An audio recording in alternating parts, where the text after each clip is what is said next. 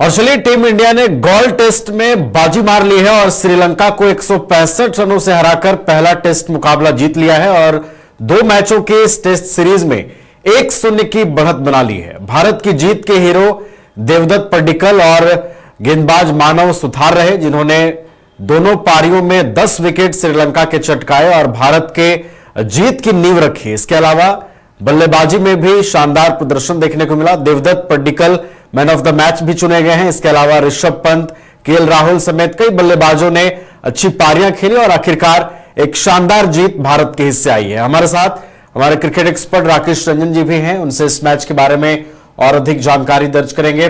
राकेश जी, पहला test match शानदार अंदाज में टीम इंडिया ने जीता है, 165 रनों की एक बड़ी जीत, और खास बात यह है कि भारत का यह 600वां टेस्ट मैच था। जी हाँ, देखिए ये जीत इसलिए महत्वपूर्ण है कि एक तो पहली बात ये कि ये भारत का 600वां टेस्ट मैच था, तो अपने 600वें टेस्ट मैच में जीत दर्ज करना एक दोहरी खुशी वाली बात हो जाती है। इसके अलावा दूसरी चीज आप देखें तो WTC का जो पॉइंट टेबल है उसमें भारत के विन परसेंटेज जो है वो बढ़े हैं, 53% से ज्यादा हो गया। हालांकि स्थान का फायदा इस जीत से नहीं हुआ, क्योंकि बांग्लादेश ने ऑस्ट्रेलिया के खिलाफ जो उलटफेर किया है, इस वजह से बांग्लादेश की टीम अभी भी भारतीय टीम से ऊपर है। लेकिन जो भारत का एक लक्ष्य है कि 9 टेस्ट मैच बचे थे, उसमें 7 जीतना था, तो 1 जीत लिया उन्होंने। अब 8 टेस्ट मैच WTC की जो साइकिल है 2025 से 27 वाली, उसमें भारत के बचे हुए हैं। तो ये दूसरी बात हो गई। जो तीसरी महत्वपूर्ण बात इस जीत को लेकर है कि ये जो टेस्ट भारत ने जीता है 2 युवा खिलाड़ियों की बदौलत जीता है। मतलब की प्लेयर 2 युवा खिलाड़ी रहे। बल्लेबाजी में देवदत्त पड्डीकल, जिन्होंने की पहली पारी में शानदार शतक जड़ा था और 167 रन बनाए थे, और दूसरी पारी में भी उन्होंने 44 रनों का योगदान दिया और इसी की वजह से उनको प्लेयर ऑफ द मैच चुना गया। जो दूसरे युवा खिलाड़ी जिनकी वजह से ये मैच भारत जीतने में सफल रहा, वो मानव सुथार रहे। पहली पारी में उन्होंने 4 विकेट लिए थे और दूसरी पारी में उन्होंने जो है 55 रन देकर 6 विकेट लिए, मतलब टेस्ट में 10 विकेट। तो एक आप कह सकते हैं कि ये जो 2 युवा खिलाड़ी हैं और जो बाकी खिलाड़ी थे वो इनके इर्द गिर्द खेले।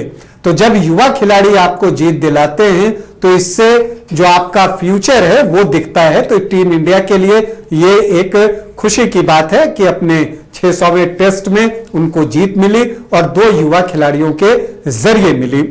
लेकिन अगर इस टेस्ट मैच की बात कीजिए तो पिच की तारीफ बनती है। पिच में स्पिन था, पहले दिन से था, और बल्लेबाजी आसान नहीं थी।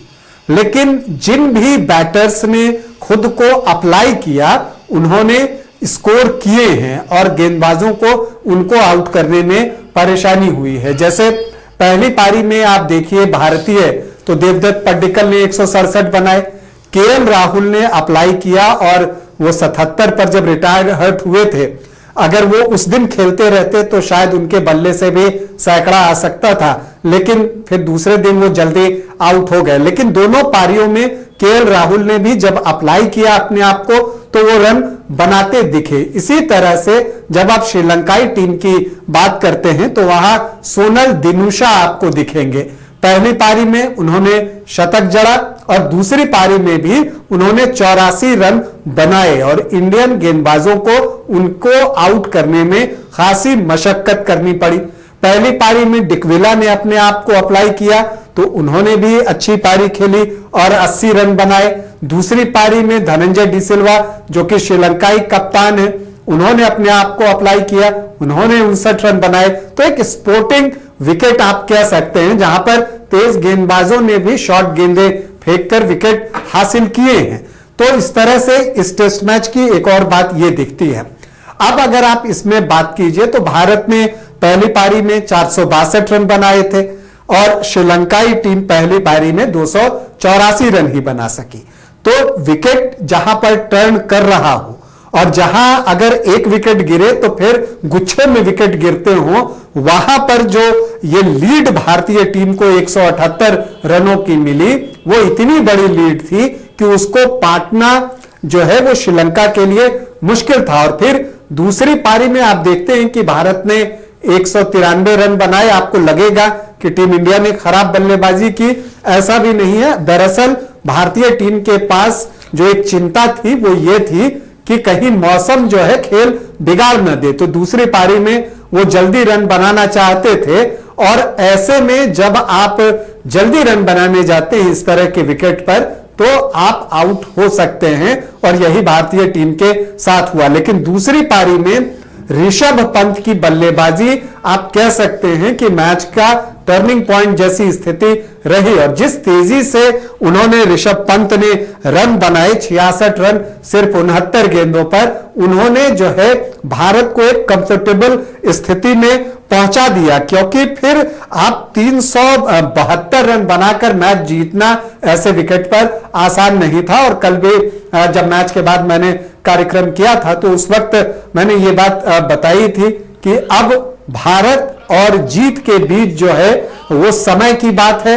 भारत ने जीत का दरवाजा खटखटा दिया है, और अब बस समय की बात है कि भारत कभी भी जीत सकता है। हालांकि आज भी भारत को एक संघर्ष तो देखना पड़ा। श्रीलंका की दूसरी पारी में जो चौथा विकेट गिरा था उस समय उनका स्कोर 47 था, लेकिन उसके बाद एक 95 रनों की पार्टनरशिप जो है वो धनंजय डी सिल्वा और सोनल के बीच में हुई, तो वहां पर एक चीज दिखी। फिर उसके बाद एक सोनल के साथ जो है नुवांथा ने पार्टनरशिप की, उस समय भी लग रहा था। लेकिन फिर यहां पर आप देखते हैं कि मानव सुथार आते हैं, पारी का 76वां ओवर था और एक ही ओवर में वो 3 विकेट निकाल लेते हैं और मैच वहीं पर खत्म होता है। और उसके बाद फिर आखिरी विकेट भी मानव सुथार को ही मिलता है।